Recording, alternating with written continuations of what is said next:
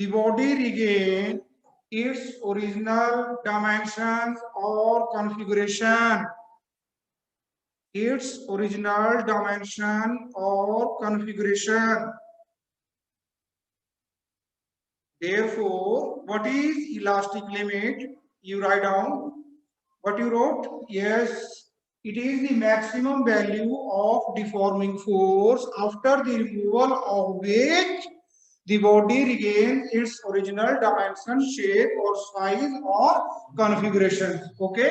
And in other words, if you don't want to say deforming force, then you can say stress. It is the maximum value of stress after the removal of which the body regains its original shape and size. Shape and size. अब देखो बेटा, yes, yes, online students बेटे आपको दिख रहा है what is this? Yes, Jasmine spring balance. Yes sir. Okay, हाँ. So बेटा देखो, ठीक है, जैसे जैसे इसके ऊपर हम लोड जो है, ठीक है, इंक्रीज करेंगे, load suspended with it, these weights are called fractional weights. ये जो weights हैं बेटे, these are called fractional weights. It is of 50 gram. The other one is also 50 gram, and one more, two more, or five more are there. They are also 50 more. Okay. Why these are called fractional weights? Because this is the hook. With the help of this hook as well as the base, ये जो इसका cylindrical base है, ठीक है, इसका पूरे का मास कितना है? 50 ग्राम. अब अगर इसी को मैं 100 ग्राम करना चाहूं तो इसके बीच में इसको इंसर्ट कर दूंगा. ओके, कितना हो गया? 100 ग्राम. और अगर इसको मैं 150 ग्राम करना चाहूं तो इसके बीच में मैं इंसर्ट कर रहा हूं, कितना हो गया? 150. ओके, इसी के साथ 50 और 50 और 50 और, that is why these are the fraction. This is the fraction of 50 gram of this total mass. Okay बेटा, तो देखिए बेटे, ठीक है, इलास्टिक लिमिट जो लिखा आप लोग क्या होता है? For example, let us take the example of this spring balance. This spring balance is working on the principle of a spring. Let here is a spring whose total length or actual length is L. How much length is what? L. Total length कितनी बेटा इसकी? L. वहां पे जो first पे okay, total length is what बेटे? L. Okay, so therefore when I suspend a weight left of 50 gram, 50 ग्राम का wait जब मैंने इसके बाद इसके साथ सस्पेंड किया, देन व्हाट हैपन, इसका जो वेट है बेटे देखना. ओके, इसकी जो लेंथ है, देखो यहाँ पे इसका बता रहा है कितना? 0 0. कितना बता रहा है? 0. ओके, ग्राम में भी 0, इधर भी ग्राम, लेफ्ट में ग्राम, राइट में ग्राम. ओके, अगर इसका, हाँ, ये आ गया 0 0. नाउ देखना बेटा, ये इसका क्या पॉइंटर है? पॉइंटर. ओके, अब जब मैं इसके साथ एक 50 ग्राम का मास सस्पेंड करूंगा तो देखो इसकी लेंथ इंक्रीज होगी. नीचे आ गया ना पॉइंटर? यस, ऑनलाइन स्टूडेंट्स, नीचे आ गया? Yes sir. तो बेटे देखना, जैसे जैसे मैं इसमें साथ और वेट ऐड करूंगा तो पॉइंटर देखना और नीचे आ गया. मींस जैसे जैसे मैं लोड जो है स्पेंड कर रहा हूं, ज्यादा इंक्रीज कर रहा हूं, वैसे वैसे इस स्प्रिंग की लेंथ क्या हो रही है? इंक्रीज हो रही है. इस लेंथ की इंक्रीज को ना बोलते हैं बेटा एक्सटेंशन प्रोड्यूस. क्या बोलते हैं इसको? Extension produce. अब अगर 50 ग्राम मैं इसके साथ और लटकाऊं तो ये और सस्पेंड और इसकी लेंथ बढ़ गई. ऐसे मान लो, सपोज करो एक टाइम आएगा 50 ग्राम 50 ग्राम 50 ग्राम 50 ग्राम. ओके, और मान लो सपोज अगर मैं इसके साथ हाफ केजी, वैसे इसका 250 ग्राम है. ओके, जैसे मैं इसके ऊपर 250 ग्राम कर दूंगा तो ये पूरे का पूरा 250 ग्राम हो जाएगा ना. अब बेटे ये जो 250 ग्राम है, ये इसकी इलास्टिक लिमिट नहीं है.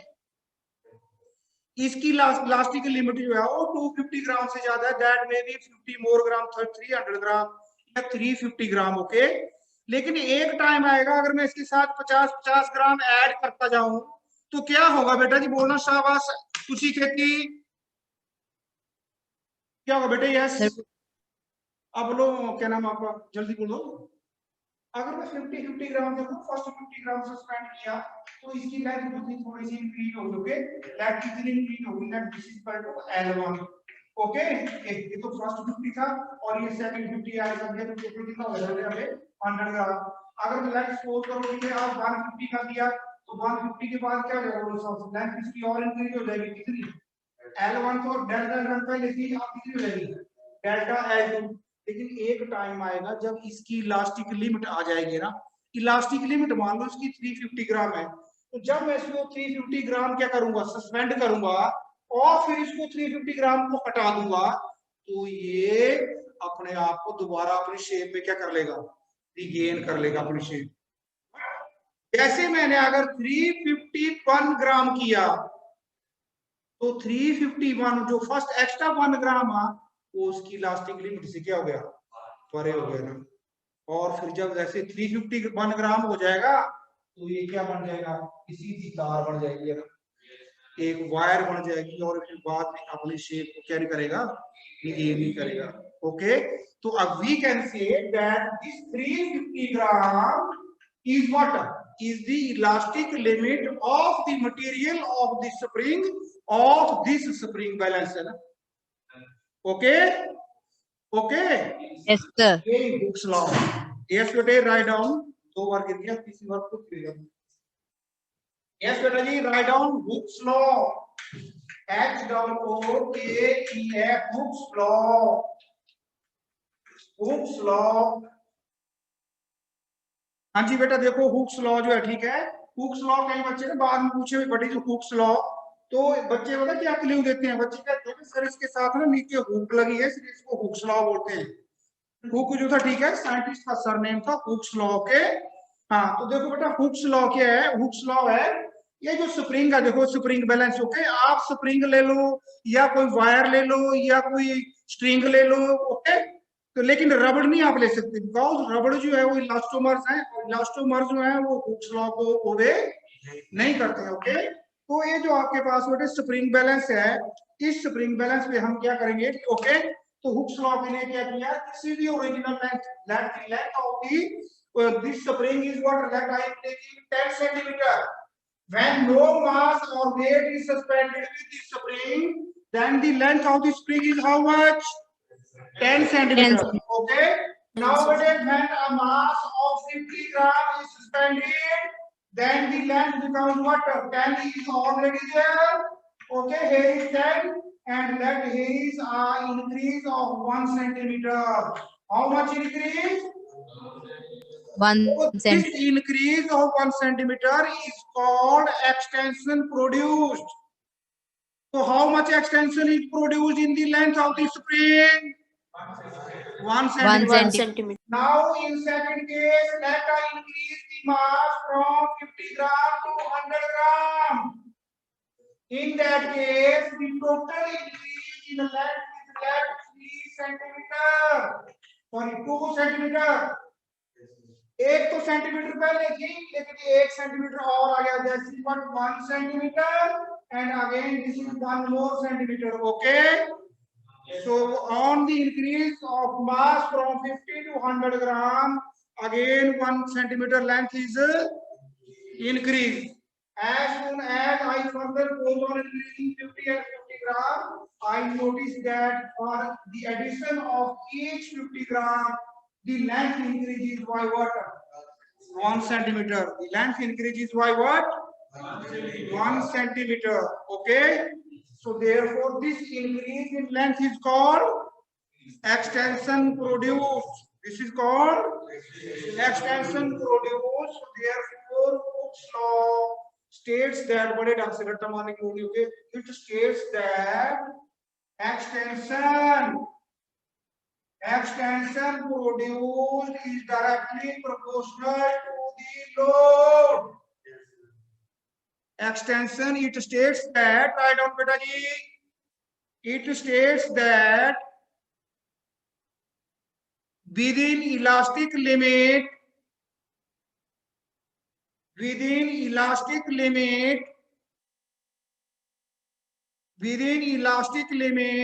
extension produced in a spring oblique wire is directly proportional to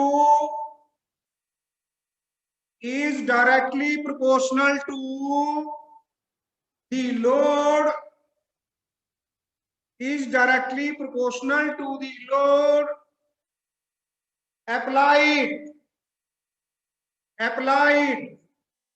or or extension is directly proportional to load. Extension is directly proportional to load. Okay, or you can also say what extension को हम लिख रहे हैं किससे? Delta L is directly proportional to weight, or you can say delta L is directly proportional to force, because weight is a force. Because weight is a force. Because weight is a force.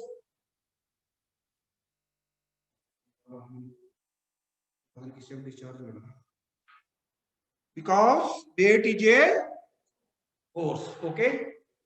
और आप देखो listen, ये तो हमने किया in terms of extension produced and load, है ना। अब देखो बेटा लिसन बड़े ध्यान से, यस हाँ देखो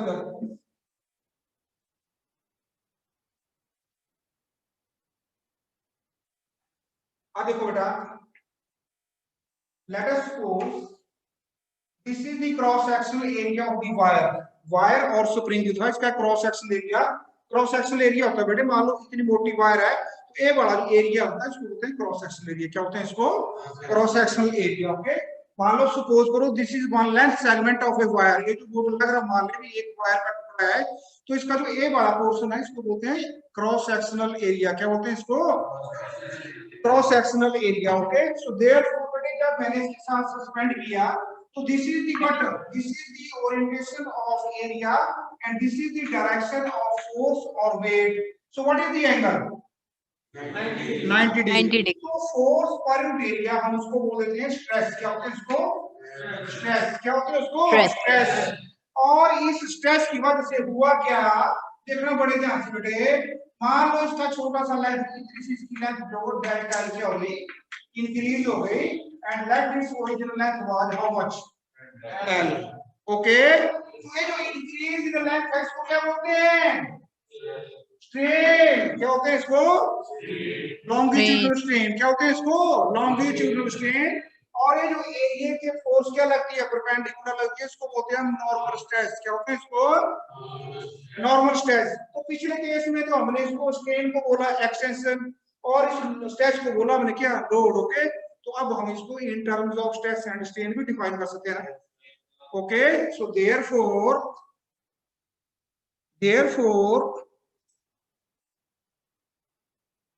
in modern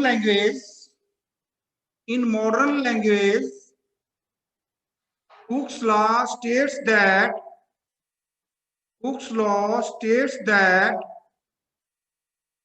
within elastic limit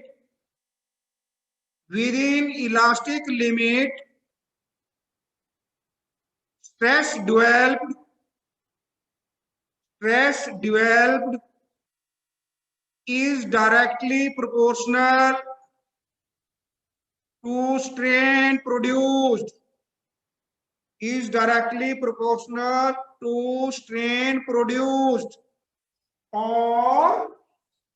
Or stress is directly proportional to strain, or stress is equal to capital E into strain, where capital E is constant of proportionality. Where capital E is called constant of proportionality, or modulus, M-O-D-U-L-U-S, modulus means constant, modulus of elasticity,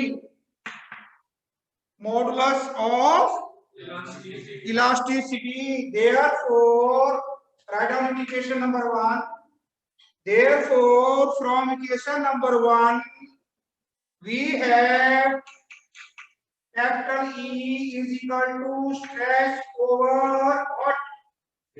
Strain. This is equation number 2. This is what equation number 2. Okay. हाँ जी बेटा, तो देखो बेटा इसके ऊपर question 1 marks से question बन सकते हैं। ओके, आल्सो राइट डाउन नीचे बेटा star yes Hooke's law is applicable. Hooke's law is applicable to all types of deformations. Hooke's law is applicable to all types of deformations like bending, bending, bending, comma, twisting,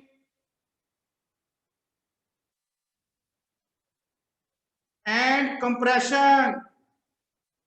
Twisting and compression.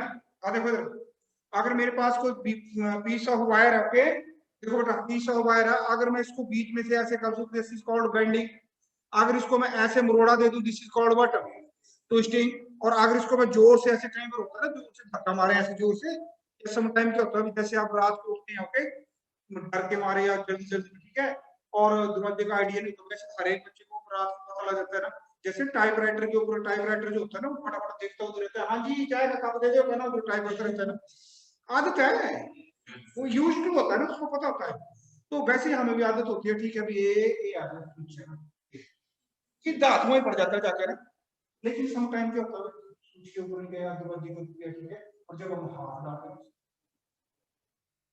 ऐसे तो compress हो गई ना, tough होता ही नहीं ना, वैसे मैंने बना दिया टफ, चलो ठीक है, कभी कभी बना लेना चाहिए ना, चलो हो गया बेटा, any doubt?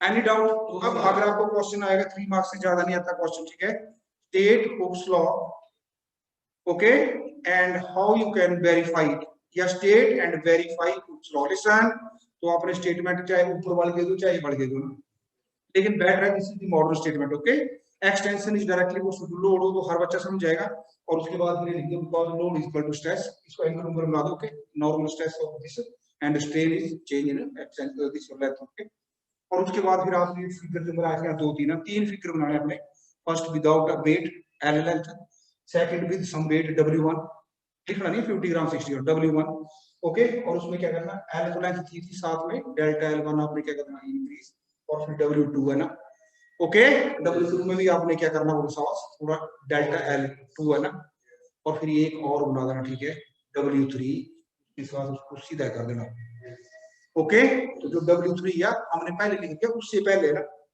Before elastic limit है ना, या विद इन इलास्टिक लिमिट, समझिए, अब जब तक हम इलास्टिक लिमिट के बीच में इसको काम करेंगे, ठीक है, तब तक क्या करेगा अपनी ओरिजिनल शेप एंड साइज को क्या करेगा रिगेन करेगा, लेकिन इसकी इलास्टिक लिमिट की कोई हद है ना, लिमिट का मतलब क्या हो गया हद, ओके, इलास्टिक की लिमिट है, ठीक है, हद हो गई, ठीक है, और 350 ग्राम के फॉर एग्जांपल जैसे हमने लिया था, तो 350 ग्राम के ऊपर आप उसको 50 बार दिन में क्या करो सस्पेंड करो, उसके बाद भी अपनी रिगेन कर लेते हो, ओके, लेकिन अगर आपने 350 से 351 या 355 कर दिया तो फिर ये परमानेंटली डिफॉर्म हो जाएगा, इट विल नॉट रिक्वायर, और इसके बाद एक वर्ड आएगा हम उसको यूज करेंगे, टेक्निकल वर्ड है वो आएगा इलास्टिक फटीग, अब 50 बार आज देखो ये जो स्प्रिंग बैलेंस है पता नहीं कितनी बार यूज हुआ, एक बार इस बच्चे ने किया, फिर PT2 में किया, फिर PT3 में किया, फिर पता नहीं कितने बच्चों ने इसको यूज किया, बार बार जो रिपीटेड क्या है स्ट्रेन है ना, रिपीटेड बार बार, इसकी वजह से क्या हो जाएगा बेचारा थक जाएगा, मतलब जैसे देखो आप मॉर्निंग में आए तो बिल्कुल फ्रेश हो, ठीक है, और अगर ग्राउंड में बोले आपको गेड़ा मारो, ठीक है, तो आनंद तो होगा, पहले पहले 2 गेड़े बहुत फास्ट मारेगा ना, और उसके बाद तीसरे गेड़े को इतनी बड़ी चीज उखाड़ा है ना, थक गया, तो उसको बोलते हैं फटीग, है ना, क्या बोलते हैं उसको फटीग, तो देखो कई बच्चे होते हैं आपने देखा होगा क्या मैराथन होती है ना, तो कई कई क्या मतलब जो चालाक वाले क्या होते हैं वो तो होते हैं रनर होते हैं, पहले बहुत धीरे धीरे दौड़ते हैं ना, दुनिया से आगे निकल जाती है, समझ गए, और फिर जब 3 राउंड होते हैं 4 राउंड होते हैं तो दुनिया पीछे रहने लगती है ना, समझ गए, हाँ, तो उसको बोलते हैं practice makes a man perfect, मैं कितना ही हिस्ट पुष्ट क्यों ना हो, मेरे को आज तक कोई बीमारी नहीं, ओके, और एक प्लेयर है उसको वो बीमार रहता है, लेकिन उसने अपनी बॉडी को क्या किया है आज तक उसने प्रैक्टिस करके है, और मैं अगर उसके साथ मान लो 1 घंटा दौड़ भी गया ड्यू टू अपने गुड हेल्थ के कारण, तो अगले 1 महीने तक मैं हॉस्पिटल में रहूंगा, समझिए ना। उसको बोलते हैं इलास्टिक फटीग, क्या बोलते हैं उसको, इलास्टिक। उसके ऊपर एग्जांपल आपको नहीं मैंने बताया था, काफी लंबे टाइम के बाद आपकी चेन सेट खराब हो गया ना, ठीक है, वगैरह वगैरह, ब्रिजेस को अनसेफ कैसे कर दिया जाता है। ये जो आपको पता है बीम नए पड़े हुए ना, है ना, जब भूकंप आया था तो टूट गए थे बीम, सारे सारे बीम नए बने हैं। इसका मतलब एक लिमिट थी, लिमिट के ऊपर हमने वजन डाला, सारे बैठ गए। ये देखो तभी तो पड़ा हुआ ना काला काला पत्थर, समझिए अब। हाँ तो ऐसा होता है, चलो कर लेंगे ना इसमें, any doubt. Next is very very important, very very important topic, stress versus strain. Right on day, stress strain relationship, very very important article. Stress versus strain और stress hyphen strain relationship in a metallic wire, in a metallic wire, or on the basis of stress strain curve, or on the basis of stress strain curve, differentiate between, Sambit Dugga लिखो बेटा, yes, on the basis of stress versus strain curve or graph, differentiate between number 1 ductile materials, number 2 brittle materials, BRITTLE, brittle materials, and number 3 elastomers,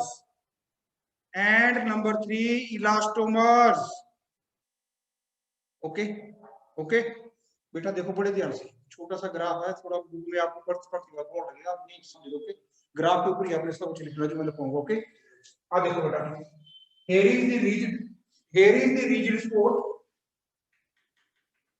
and a wire is suspended with the rigid support. One end of the wire is suspended with the rigid support, and the other end of the wire a weight is suspended, and with the other end of the wire a weight is suspended, okay, a weight is suspended, and a scale is kept very close, and the pointer of this is the pointer, ये जो है क्या है, pointer is connected with the wire and let it points at 0, here you can say 1, here you can say 2, here you can say 3, 4 and so on, okay। Initially जब वो wait था 0 था, तो पॉइंटर कहां पे था, 0, और जैसे जैसे मैं वेट इसके ऊपर क्या करता है, इंक्रीज करता गया, तो पॉइंटर इसका नीचे नीचे आता गया, इसमें क्या एक्सटेंशन जो होती क्या हो रही, प्रोड्यूस हो रही है, ओके। देखना बड़े ध्यान से, लिसन लिसन लिसन, मैं उसमें ना उसमें डाल दूंगा इसको, पिक को पूरे पर, ओके। अब देखो बेटे, मैं ग्राफ को ड्रॉ करने जा रहा हूं, what happens, here is the strain along x axis, and stress along y axis, okay। Stress means normal stress, कौन सा स्ट्रेस है, नॉर्मल स्ट्रेस है, बिकॉज़ इसका क्रॉस सेक्शनल एरिया ऐसे है, फोर्स जो वेट का नीचे को है, तो नॉर्मल स्ट्रेस है, और इसकी लेंथ इंक्रीज हो रही है, तो ये कौन सा स्ट्रेन है, लॉन्गिट्यूडनल स्ट्रेन, कौन सा है, longitudinal strain, okay. Now this wire, initially बेटे देखो क्या होता है, वो सावास from point O, okay, here at point O stress is what, 0, so strain produced is what, 0. I goes on increasing the stress, 0, increasing the stress, goes on increasing the stress, goes on increasing the stress up to point A. This is a straight line. जितना मैंने stress produce किया उतना क्या produce हो गया, strain produce हो गया, okay. And at point A I release the stress, मैंने छोड़ दिया, again this graph it retrace itself and reaches that point O. जैसे मैंने स्ट्रेस को क्या किया बेटे, बोलो शाबाश, स्ट्रेस को हटा दिया मैंने, जो लोड लगाया हुआ उसको मैंने हटा दिया, तो इसमें जो एक्सटेंशन प्रोड्यूस्ड थी वो भी कितनी हो गई, अगेन 0, अगेन कितनी हो गई, 0 0, okay. 0. So this portion of the graph OA is called proportional limit. OA is called proportional limit. Proportional limit. Proportional limit का मतलब हो गया stress is directly proportional to strain. Stress is directly proportional to जितना मैंने stress produce किया उतनी इसकी length बढ़ी, स्ट्रेन बढ़ी. ओके, और जब एक पॉइंट के ऊपर इस स्ट्रेस के ऊपर मैंने स्ट्रेस को हटा दिया, लोड को हटा दिया, जो वायर थी वो अगेन कहां पे आ गई? ओके, अब बेटे listen, again I increase the stress from O to A and also from A to B. From A to B the graph is non-linear. The graph is non-linear. Means अब stress में तो अगर क्या कर रहा हूं, ज्यादा बढ़ा रहा हूं, सॉरी थोड़ा बढ़ा रहा हूं, तो स्ट्रेन ज्यादा बढ़ रहा है ना. Okay, up to point B. लेकिन जैसे मैंने पॉइंट बी के ऊपर इसको क्या किया बोलो साहब, अगेन छोड़ा, इसको स्ट्रेस को हटा दिया, again it regain its original shape. Again it regain its original shape. Okay, so therefore OB, B वो मैक्सिमम स्ट्रेस है जहां से अब मैं हटाऊं तो ये अपनी क्या कर लेगा? रिगेन. अगर मैंने थोड़ा सा और बढ़ाया तो फिर ये अपनी ओरिजिनल लेंथ नहीं करेगा, थोड़ा सा परमानेंट बढ़ रहेगा ना. Okay, so therefore the portion OB is called अच्छा ये बेटे बोलते हैं this is B, here is A. O से लेके बेटा जी A तक जो ग्राफ है वो बिल्कुल सीधा है, मतलब जितना स्ट्रेस है उतना स्ट्रेन है, इसलिए इसको बोलते हैं proportional limit. Because strain produce is directly proportional to stress. और जब A से लेके B तक मैंने स्ट्रेस थोड़ा सा और बढ़ाया तो मैंने देखा जो ग्राफ आ रहा है वो थोड़ा सा कर्व आ रहा है, उसमें कर्व का आ रहा है, मतलब stress is not directly proportional to strain. थोड़े से स्ट्रेस के लिए स्ट्रेन ज्यादा हो रहा है. लेकिन मैंने देखा कि बी के ऊपर मैं अगर जाके दोबारा स्ट्रेस को हटा दूं तो ये जो पूरी की पूरी वायर है वो दोबारा अपनी स्ट्रेन सॉरी कॉन्फ़िगरेशन क्या कर लेती है? एक्वायर कर लेती है. इसलिए जो पोर्शन ओ भी है इसको बोल देते हैं हम इलास्टिक लिमिट. क्या बोलते हैं इसको? OB is called elastic limit. OB is called elastic limit. अभी पढ़ा था हमने हुक्स लॉ से पहले. It is the maximum value of the stress. From here it can after the removal of which it can regain its original shape and size. Okay. अच्छा मैंने क्या किया, थोड़ा सा स्ट्रेस B के ऊपर और बढ़ा दिया. जब मैं B के ऊपर से और बढ़ाया स्ट्रेस तो ये कहां चला गया? सी के ऊपर. ओके, अब देखो इसमें जो स्लोप है वो कम हो रही है, मीन स्ट्रेस थोड़ा सा बढ़ रहा है और इसकी जो लेंथ में इंक्रीज हो रही है, क्या हो रही है? अब जब मैंने सी पॉइंट के ऊपर क्या किया, स्ट्रेस को हटाया, ए अपनी जगह पे मुड़ के आया, परमानेंट क्या हो चुका था. अब इसमें परमानेंट क्या हो चुका था, इसकी लेंथ इंक्रीज हो चुकी है ना. और जब मैं इसको हटाऊंगा तो now it will not retrace itself but it will retrace from O to O dash. Means itna if that is equal to, you can say delta x or you can say delta L. This delta L or the portion O dash is called permanent set. Is called permanent set. O dash is called what? Permanent. अब इसमें permanent set हो गया ना, अब नहीं मुड़ के आएगा. इतनी इसकी लेंथ जो है वो परमानेंटली क्या हो चुकी है? इंक्रीज हो चुकी है. अब मैं कोई मर्जी देवी देवता के मत फटे पूजा के पूरी ओरिजिनल शेप में आएगा ना. Okay, so therefore it is called permanent set. Permanent set और it is also called permanent extension और also called permanent extension. Permanent extension. Okay. Okay बेटा, permanent what? Yes, sir. extension. और ये जो बेटे आपके पास पॉइंट है, कौन सा पॉइंट? अब now further when I increase the stress from C to B, okay, at point C is called what? Yield point. CD portion is called what? YIELD, yield point। yield point, yield का मतलब क्या हुआ, मैं किसी चीज को खींच रहा हूं फिर छोड़ रहा हूँ, फिर वो अपनी जगह पे आ रही है, खींच रहा हूँ फिर छोड़ रहा हूँ, फिर वो अपनी जगह पे आ रही है। कि एक टाइम ऐसा हुआ मैं खींची वो खींची रह गई है ना, जो मैं कर रहा था मेरे को यील्ड मिल गया ना। यील्ड का मतलब समझ है, result. Okay, that is why it is called what, yield point. It is called what, yield point. क्या बोलते हैं इसको, बोलो शाबाश, yield point. And will Yield that point. Like further increase stress, not increase stress, just हाथ लगाया है ना, तो अपने आप कार फ्लो ही हो गई। वो एफ के ऊपर जो है ना, ए स्ट्रेस पे है, एफ के ऊपर। This value of the stress, it is called ultimate stress. It is called ultimate stress, ultimate stress. Okay, ultimate, this is the maximum value of what, stress. और इसके ऊपर जो वायर है ये क्या होती है, अपने आप एक फ्लो चल पड़ती है, and it goes from A B C D E to F. Okay, अपने आप फ्लो हो जाती है वायर जो होती है, ठीक है, और ये टूट जाती है, इसलिए इसको बोलते हैं अल्टीमेट स्ट्रेस।